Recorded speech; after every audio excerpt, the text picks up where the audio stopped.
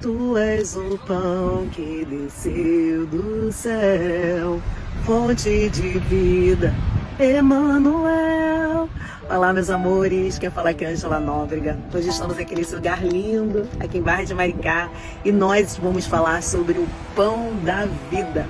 Então, existe uma fé que busca o nosso Jesus por interesse, e não como um relacionamento. A multidão lá de João 6 vivia assim. Depois de um milagre extraordinário, eles pedem outro sinal. E aqui, em João 36, ele faz uma declaração. Eu sou o pão da vida. Aquele que vem a mim não terá mais fome. Aquele que vem a mim, que crê em mim, não terá mais sede. Isso significa que Jesus ele não apenas te dá coisas. Como nós louvamos, ele é a própria fonte, ele é a fonte da vida.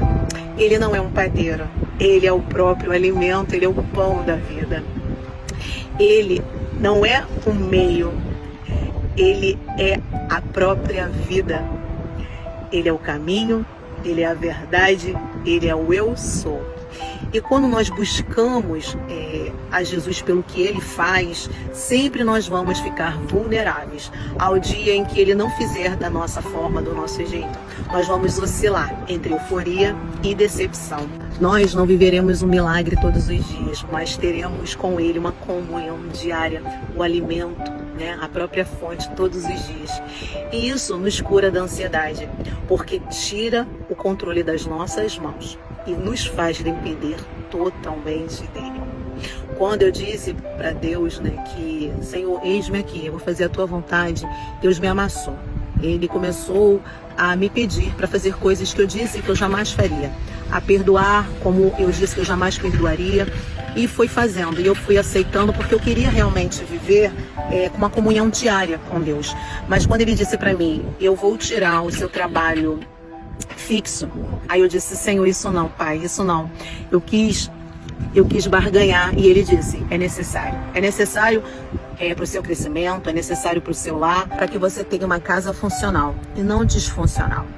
E isso me fez depender totalmente de Deus, me fez me entregar de corpo e alma. Ele me fez entender que ele é o pão da vida, que eu não preciso ter uma agenda perfeita, uma agenda cheia, mas que eu preciso ter a presença dele diariamente e dia após o outro, viver um dia após o outro, depender totalmente dele. Porque, como ele mesmo disse, eu sou a fonte. E aí eu me rendi.